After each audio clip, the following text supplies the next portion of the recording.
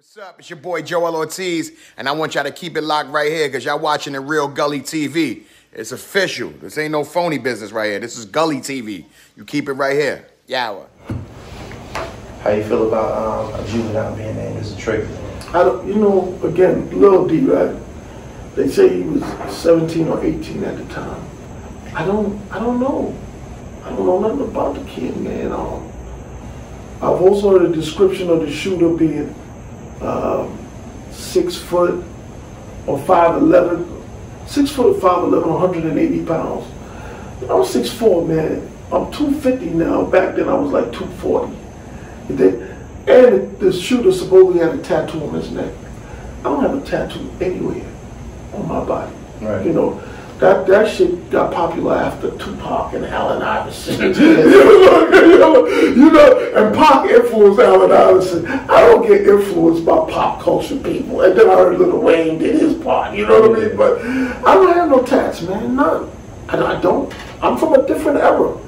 Yeah, the old timers call tattoos positive ID. Yeah, you know, I'm from a different era. Again, like, I don't knock people for being different. But I would just tell you, I am who I am, bro. I'm 50-fucking-7. I came of age in the 80s. You know, when men were men and diamonds were a girl's best friend. That's when I came into manhood, bro. You dig what I'm saying? And a whole lot of people who were there with me ain't there no more. And I'm glad that I'm still around. Not only am I around, I'm not just a survivor, man. I'm thriving, bro. Yeah. I ain't carrying bags for fucking the Beastie Boys.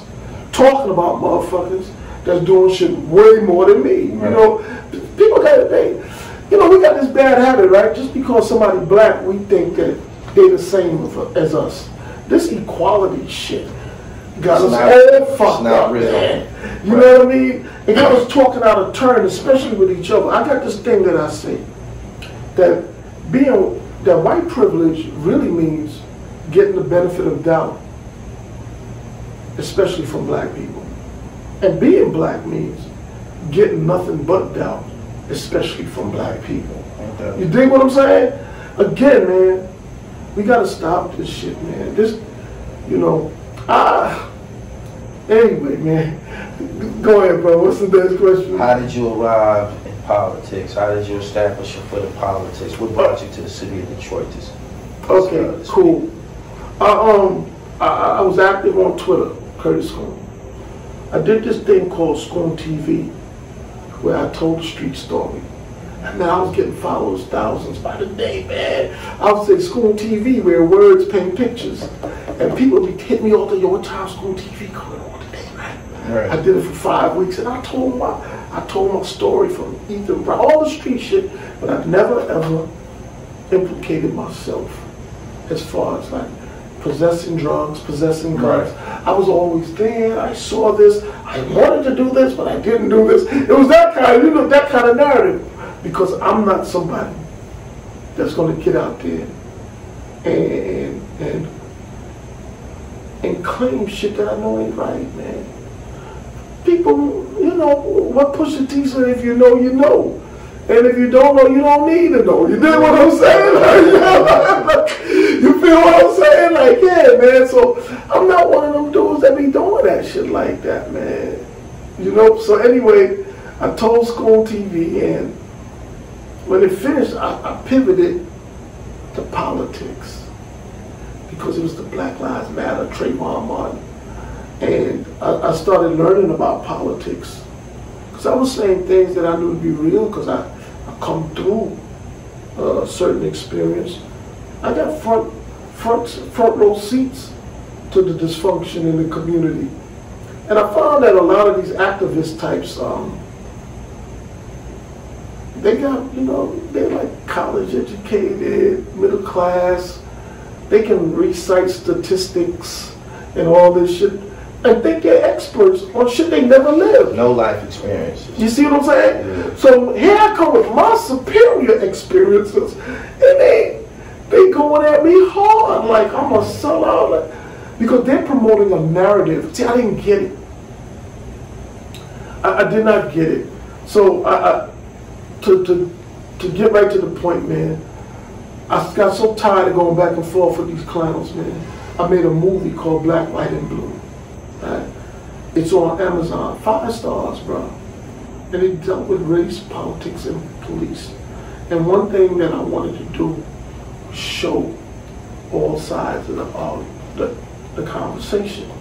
It wasn't going to be a, a propaganda piece. I wanted it to be objective where the viewer, I'm encouraging people to think. I'm not trying to think for them. And when you turn on the TV with media, and especially in the black community, there are people thinking for us. It's almost as if they're saying, if we need you to think, we'll give you a thought. We need you not to like this person. We need you to care about this issue, and blah, blah, blah, blah, blah. And in the last 10 years, I've never seen the black community so concerned and immersed in LGBTQ. Now, if you're gay, well, look, that's you. I got a gay cousin. Yeah. I don't hate them. As a matter of fact, if I hear somebody did something to them, I'm going to get with them. You understand what I'm saying? But I don't wake up thinking about that shit every day, all day. And now, that's kind of like what's happening. So I did the movie, and when I did the movie, bro, I came to Detroit to cover things here in the Flint water crisis because I wanted to cover all the issues affecting the black community. Right. And I happened to meet State Senator Coleman Young Jr. And he was in my film. And I like the dude, man. He's a good guy. I just left him a little while ago. We had a meeting with the Detroit Pistons, Troy Weaver, the GM. We're trying to do some collaborations with them to help the kids in the city. But anyway, in 2017, I got behind Coleman and when he ran for mayor. Now, a lot of people think that I'm a Republican and all this, but Coleman is a staunch Democrat. Okay. See, they don't understand things. It's black or white with everybody. No, I'm just not political, and nobody's going to tell me shit that they don't know about. They're not going to quote statistics to me, because numbers don't lie, but people lie about numbers all the damn time. You dig what I'm saying? They love to say, oh, numbers don't lie. They don't. But people lie about numbers all the time. So anyway, I was his #1 backer, and he lost. I knew nothing about politics. He's a Democrat. Not only is he a Democrat, he's a progressive. And politically, I'm far from that. Politically, I'm an independent. Socially, I'm conservative. I believe in traditional family values, the family unit. I think a man is a man, not a pronoun. I think women are women. You understand what I'm saying? Yo, just think about my age, though. It's not about hating anybody.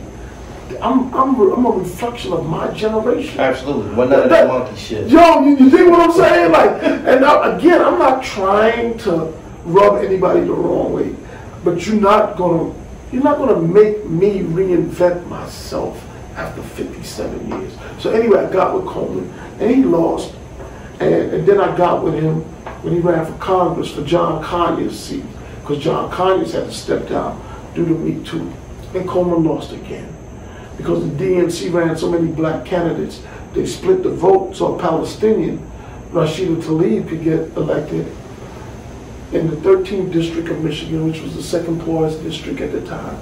And she went to Congress to talk about Palestine and Palestinian rights in Israel, and nothing to do with the people who voted for it. You dig? Mm-hmm. So, but that's politics. Well, what I learned is that, I learned a lot about politics. I didn't know anything about it, but they mobilize everybody based on a national issue, which is why presidential elections are so big. But really, your local elections, your school boards, and those things are what you should be paying attention to, because those are the things that directly impact your life. Right. So we fall into this national discourse. Trump's a racist. I don't know what these other people are doing, but they ain't Trump, so I'm going to vote for these other people. You know what I mean? That's what it turned into. That's all it was, bro. Yeah. That's all it was. And now it's vaccinated, non-vaccinated. They set up this dichotomy. And for low information voters, single issue voters, all you got to do is find that one issue. And for black people, that one issue, that dog whistle, is racism. they're going to scream racism. And if you look at any black pundit, activist, media person, that's all they talk about. Race, race, race, race, race, race, race, race. While they talking about race, everybody else cutting the bread. And we marching, get me out here, the first black woman, and the first this. There's always the first black something. After Obama, we don't need to worry about the first black nothing. We have a black president. It's over. Right. Stop this bullshit. You understand what I'm saying? Like, I don't give a fuck about you being the first black woman sheriff of Tallahassee, Florida. Who gives a fuck? You understand? Yeah, man. We had a black president already. It's a new day. Now, can we move forward? But we are stuck in this holding pattern of worrying about racism. You had Kamala Harris and Cory Booker push an anti-lynching law like two years ago in 2019. And then here comes the bozo, Jussie Smollett, claims somebody tried to lynch him. And he 30 minutes later, he got the noose around his neck to prove it. Like, yo, it's all cosplay. And you gotta be smart, man. When I tell people I don't really rock, not that I don't really rock, I don't fuck with the Democrats at all. Right. I'm not saying I rock with the Republicans, right? But I don't like what the Democrats are doing to manipulate the black vote. And there's a reason why they're utilizing black women, because black women are cliquish. You know, women are cliquish in general, but black women, yes, and all this shit. So they're going to vote for any black woman. You got this Cori Bush chick in office, Kamala in the VP, Lori Lightfoot in Chicago, London Breed in San Francisco, Muriel Bowser in D.C., Keisha Lance Bottoms in Atlanta. And nobody's wondering, where's the black men? This is not a coincidence. And I'm not saying that these black women are, you know, incompetent or anything. But how is it that you're only finding black women to run for office? This is some bullshit. And if you're a real black man, a heterosexual black man, because what's really going on with the Democratic Party is that it's the LGBT and the feminist movements combined. If you are a heterosexual black man, I don't know how you could feel at home in that party. I just don't. Because your issues and the things that affect you are not being addressed. The only thing they do is when a black man gets killed, they utilize that tragedy, our personal trauma, as political currency to obtain what they need for them and not for us. You understand? In fact, they were running around saying that straight black men are the white people of the black community. Like, yo, it's just weird. And when you start, if you're a black man and if you can't recognize the assault on black masculinity coming from the Democratic Party, and I'm not telling you to go Republican or vote for Trump or none of that. Man, self-preservation, bro. These people, they get ready to give these people something, and they ain't going to give it off their plate. They're giving it to them off our plate. I love for black women to do well, but not at my expense. I want everybody to do well, but not at my expense. I'm not going to die so you could live. Right. Yeah, so that was my thing with politics. And last night, my guy Coleman Young, he got elected city council at large in Detroit. And man, this is the third election I've been with him, and it feels good to win. Because it didn't feel good to lose, man. You know what I mean? Shout out to Coleman. Yeah, man. Yeah, he's a good guy. Again, I want to emphasize that he's a liberal. I am not. However, we gotta, as a people, if we keep talking about ourselves as a collective, we gotta understand that we gotta stop finding reasons not to work with each other. What we have to do is accentuate the things that we have in common. And the thing Coleman and I have in common is that we both want to help black people in this city. And that supersedes political ideology and everything. Right. You understand? And if we had that mindset around the country, there's no telling what could happen. Why did that book, Queens Reign Supreme, why did that book turn out so good? It had like... It turned out good because of me. No stone was unturned in that book. It was just like this interview, bro. Ethan didn't know anything. Ethan, he had submitted book proposals previously. He couldn't get a book deal. He used my Playboy article because Frank Owen, the same Frank Owen that wrote that article you talked about, did the Playboy article. He offered me to work with him on a book deal. He wanted to pay me 10% on the back end, knowing damn well that there is no back end money unless you got a bestseller. Right. And added insult to injury, he offered that I could sleep on his couch while he worked on the book. You know what I mean? Yeah. But that's how they think about us. I believe it. They think we want the spotlight so bad. Instead, I turned around and I called Ethan, who had previously wanted to do a story on Jam Master Jay for New York Magazine. And I told him after the Playboy article, I had more leverage in my conversation with Ethan. Right. Because when he first came to me, it was like I had no options. He did. But when after the Playboy article and I reached out to Ethan, now I have the Playboy article as leverage. So yeah, he used the Playboy article to secure the book deal because it demonstrated what I could do, and they gave him the book deal based on my contribution. I was signed book contributor to that. Yeah. No doubt. Did you have a relationship with the late Chaz Williams?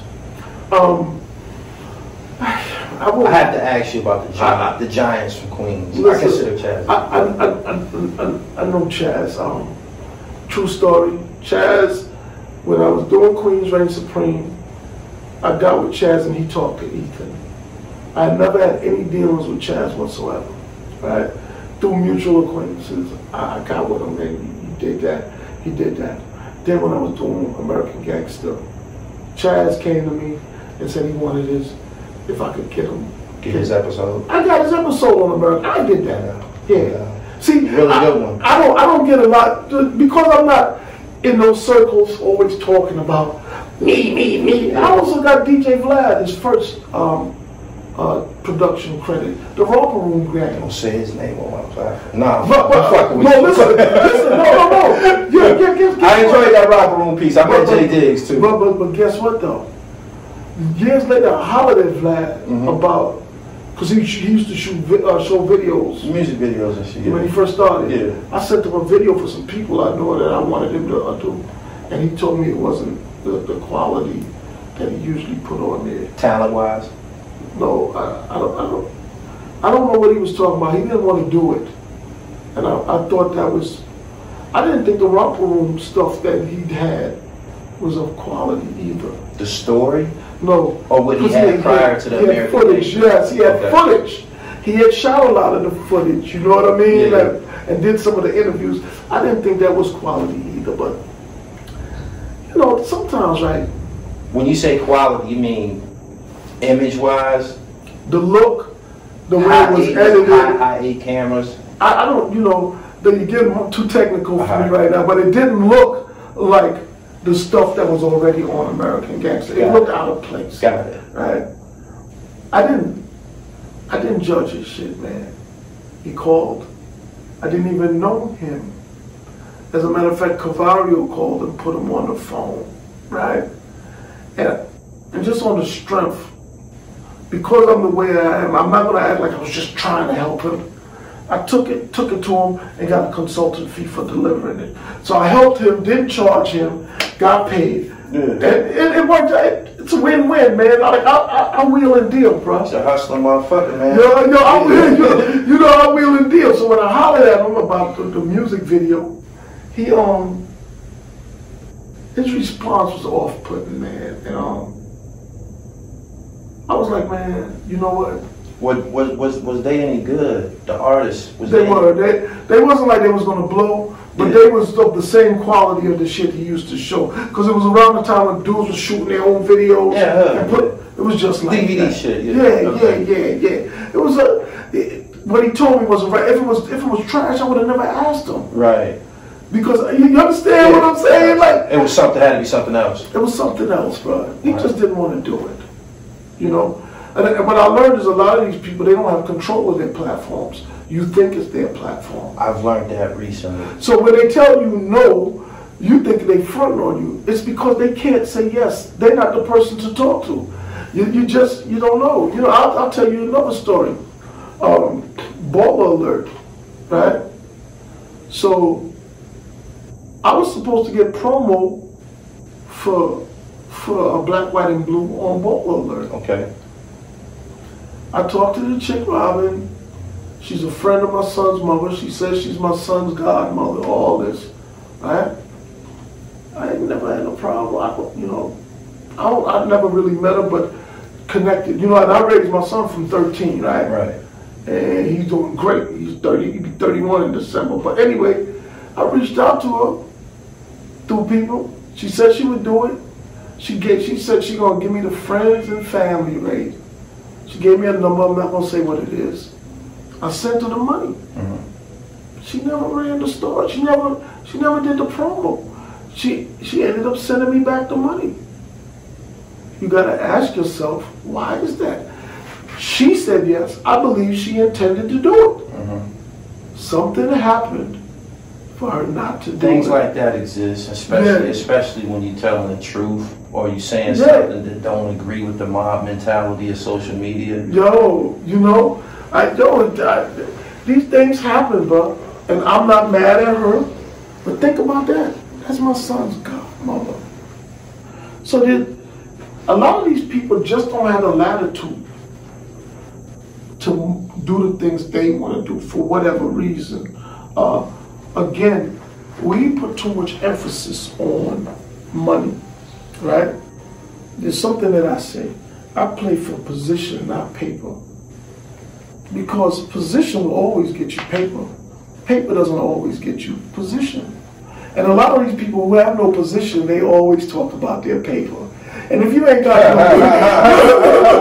you ain't getting no paper because you ain't in position. You know, look, but if you don't have no paper, you'll be impressed by people who talk about their paper. Right. But when you understand power, you pay attention to the position, not the paper. If the paper was that important, if the paper was all you needed, they wouldn't give certain people 100 million, 150 million. They giving them that paper because they ain't got no position. All they can do is get that fucking paper back. Go buy some Phantoms and some Rapes and some Lambo trucks. Go ahead and get you a white woman and I'll see you when you're broke. Why was American Gangster abbreviated? I really enjoyed that show. Nelson George had started it, and I think they moved on to do it without him after like the third season. I don't know. Yeah. They did 3 seasons. I did 3 seasons with them.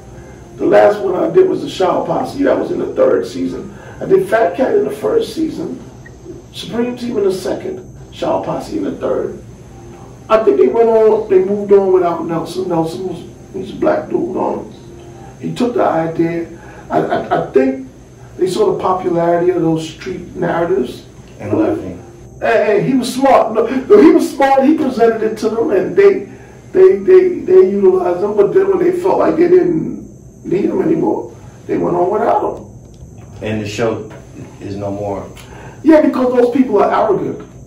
Yeah. They definitely never really give us our true value. Because in their mind, it's all about them. You know, narcissism. I've learned that. I've been contacted by production companies. I've been contacted by people who cover that type of media, and they'll be clueless. And I've been contacted to do something as small as identify somebody. They like send some pictures like, yo, is this black just right here? Or is this and I'm like, y'all ain't gonna give me nothing? They don't have no idea what the fuck is going on. They just trying to create something. And they want you to work for free. And they want me, I told them, they do that to all of us. Can y'all intern me at least? Can y'all bring me to where y'all at? Let me find an opportunity for myself. Clark and all the other producers for those Jam Master joints reached out to me and wanted to interview me. And I told them I'm a film producer. I sent them my film. This is what I do. These are my credits. I'm in IMDb. You're talking to a fucking film producer who does what you do, who can deliver content in ways that you can't get nobody else to deliver. Yeah. You dig what I'm saying? Put me on a project. Yeah. They go back and forth. They do it without you because their primary audience. They did me the same way. Yeah, listen. I ended up seeing it on TV. I said, look at this bullshit. Yeah, their primary audience don't know and don't really care, and that's why they don't fuck with us. That should mean a lot to us, Right. but it just ain't enough of us to move the needle. They just need some good black content for their good white audiences, and that's it. And that's why they don't need to cut us in. You dig? Whether we like it or approve of it or not, it doesn't matter. I'm cool with that. I'll sell my good black content myself. Yeah, come on, man. You know what? And that's really the key in life. Stop watching other people. Stop worrying about the Forbes list and all that other shit that they make up. You dig? Because you can't tell me a man is a billionaire and he going out on tour with his wife and kids, with her in a fucking onesie, shaking her ass on stage for people. You don't get $1 billion and do shit like that. You understand what I'm saying? Like, yeah, it's just like, yo, these people are talent being presented to us as bosses. And again, like, they got a lot of money. But, you know, if they sitting home and their daughter got a dance recital and Rock Nation calls, Live Nation calls, they gotta go and be at that meeting, bro. They got more money than me and you. They got nicer cribs. Yeah. But they like, you know, they like in a gilded cage, man. Like, yo, Sound like some slave shit. yo, they well taken care of, but they can't say no. And I like the fact that I can say no. And no amount of luxury vehicles, chains hanging low, and all that other shit is worth me not having that freedom and power. One of the final things I want to ask you, this past week, allegedly, Harlem drug kingpin Alpo Martinez was killed uptown in Harlem. What you think about that? You know, Alpo, they say he was 55. I thought he was older than that. I don't know if that's the age that his new identity had. You know what I mean? I don't know. Poe wouldn't be a big deal if it wasn't for Dame Dash and that Paid in Full movie. There's just a bunch of dudes like Poe coming out of that era, getting money, running back and forth to Washington Heights, getting working, getting on the Jersey Turnpike and heading out of Baltimore and DC and points further south. To me, there was really nothing special or exceptional about him. And I'm not even discussing the informant thing. Yeah. I'm just talking about there was so many people like him. But that movie, it painted a picture of him that made him bigger than he was, and he was running with it, you know. I've been around him a couple times. The first time I encountered him, you know, I mentioned that I went to college early in the interview. I went to college while out on a PO bail. I was a 22-year-old freshman.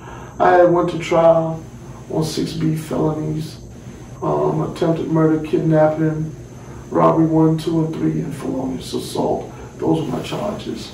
I blew trial on one count of felonious assault because you know, the individual, he had all kinds of fucking stitches in his head and shit from the. Yeah, he had hospital records to corroborate, right. And he got his ass whooped. You understand what I'm saying? Right. So he got proven to be a liar on everything else, but they were like, somebody did this to him. Right. You know what I mean? So I got convicted of the felonious assault, and I appealed it. And while pending appeal, I was allowed to go to college, and I had applied to Hampton preemptively, because I strategized. I'm like, in case I lose, and I had a paid lawyer too. And that's another thing, all these so-called kingpins and drug lords and all that, how many of them motherfuckers got paid lawyers? And I'm talking about the black ones. Right. How many of them go to court with court-appointed lawyers? How come you always hear about how much time they got and the things they were accused of, but you never see the work, the money, nothing. You understand what I'm saying? Like, it's all facade, man. Like, the prosecution will blow these people up so they look big for taking them down. But anyway, I went to Hampton, and that's where I went to school to avoid the case. While I was in Hampton, I learned that Labor Day weekend was a big deal in Virginia Beach, and in 1988, I saw Pope and his crew, and they was on the boardwalk in Virginia Beach. It was a lot of them. They come in from DC, from New York, whatever. He was kind of popular. I didn't know much about him. The Jersey people know about him because they used to hang out in Hollywood. in Harlem. I'm a Queens dude. We had enough going on in our hood. We had our own ghetto celebrities, you know. We didn't have to commute to find them. But anyway, he was an interesting dude, man. There was a song called Lucy's Revenge. I think Rick James did it. And I'll never forget that they had a Soul Train line on the boardwalk. And these dudes was running around with these wigs from the novelty shops because the feds was out there taking pictures of them. Yeah. And so they disguised themselves with the wigs, and they was putting on a show for the feds, man, doing the Soul Train dance coming down the line. It was wild, man. Yeah, but it was wild. You know what I'm saying? It was wild. And then another time, I was up in D.C. with Peter Hall, and with a good old road in Southeast. There was a car wash all the street dudes used to go to, and Peter, he had a little Saab or some convertible, and he was over there, and Pope pulled in with an Acura NSX. Peter knew Pope, and for people who don't know who Peter is, if you're familiar with the Kemba Smith story, poster child, Kemba was pardoned by Clinton. Peter is the individual who allegedly got her in that situation. Right. You know, so anyway, Peter went over to Pope. He was like, yo, that's Pope, man. You want to meet him? I said, nah. And he said to me, why? And you know, Pope was so loud, man, as far as like the way he was moving. He's in Southeast, Ward 8, yo. This is like front line in D.C. when it was the murder capital of the country. Right. And he got this Acura NSX. These people with a lavender 300Z. Back then in DC, they used to cut the Zs and make them convertibles. Right. Yeah, they used to send them to get cut. I think it cost like $15,000 back then, which would be like about $45,000 today. You know what I mean? But and they used to cut them, and there was some dudes. You could tell the shooters was with them, and the way he was moving, like he was advertising who he was. And I've always had a problem with flashy dudes. Not a problem with them. But I didn't want to be around them.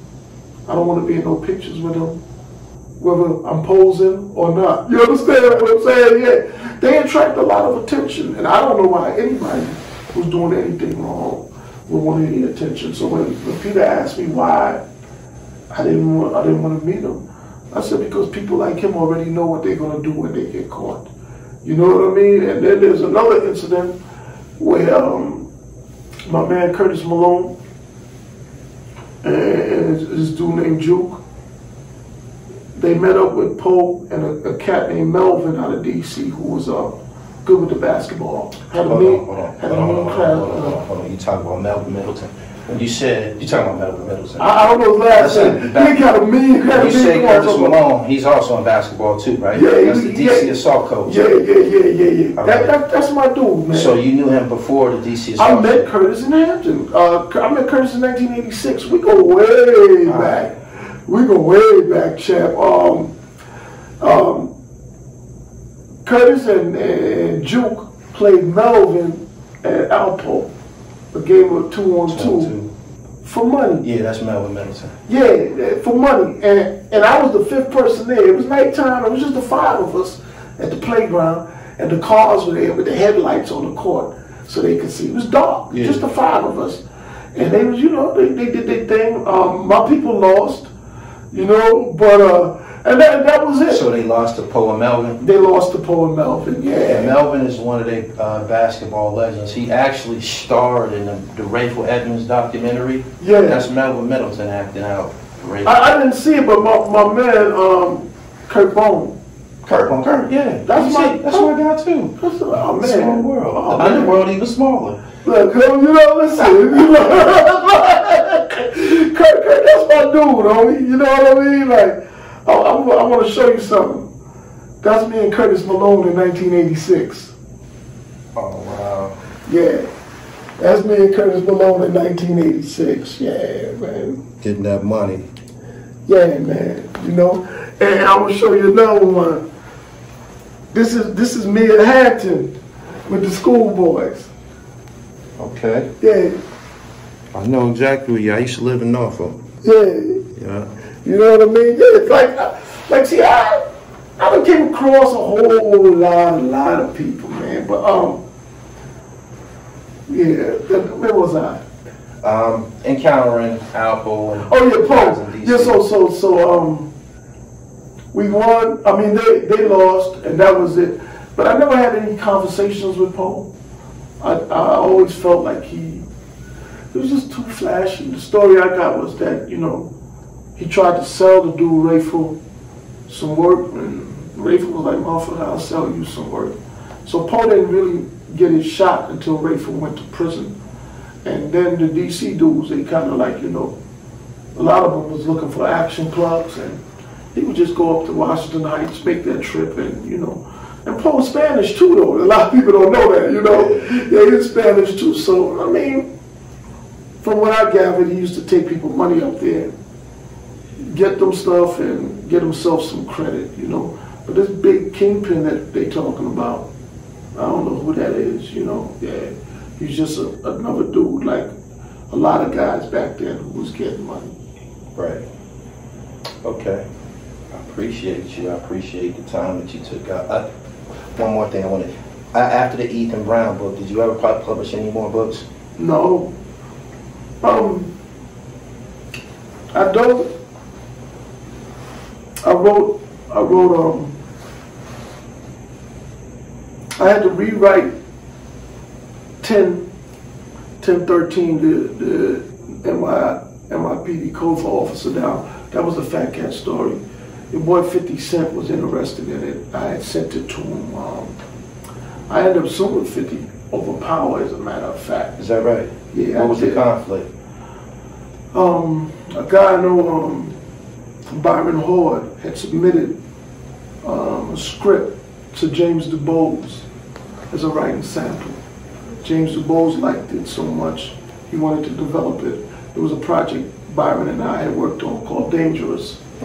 And James DuBose wanted to attach Mano to it, to play the character who would now become Ghost. And Mano brought 50 into me. You know, they gave 50 the script, and he went ahead. Next thing you know, he was doing Power. Yeah. And I saw one key similarity that I'm not even going to mention, and I made the move to file a lawsuit against him. The lawsuit was dismissed, and it's all good. I did it for a couple of reasons, right? I did it first of all because I believed it. But I also did it. I knew that there was a chance.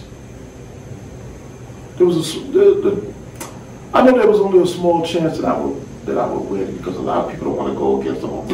We some stars, CBS, all that. But I did it because of who I am. I did it to let it be known that I can't be contained. I don't give a fuck about being blackballed. I don't give a fuck about who doesn't like me or who's mad at me. I did it to make a statement that I don't give a fuck. You know, and all that monkey shit they be doing, talking about the hood and the entourages and all that shit, they don't ever fuck with no white men. They don't fuck with Jimmy Iovine. They don't fuck with Leo Cohen. They don't walk around with bodyguards and having brawls and 8 linebackers with them and all that shit. And my advice to everybody who's on that bullshit is, when you see me, act like you seen the whitest white man there is, man. You dig? Yeah. That's how I carry it. Because I'm not impressed by none of their money, none of their accolades. I don't give a fuck what they did in the 80s, the 90s, I don't care what they did last weekend, bro. You know, just keep me out of it. You dig what I'm saying? Just keep me out of it. No doubt. Kurt, I appreciate you. You got it, bro. Down with me, man. You got it. You got a very, very studious presence with a little gangster shit mixed in. You can't hide it. Can't hide it. Can't hide it. I know you was goofy, man.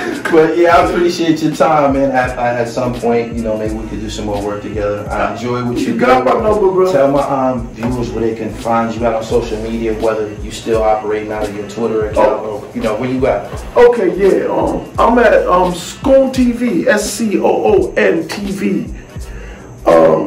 On Twitter, at Scoon TV, on Twitter, on IG.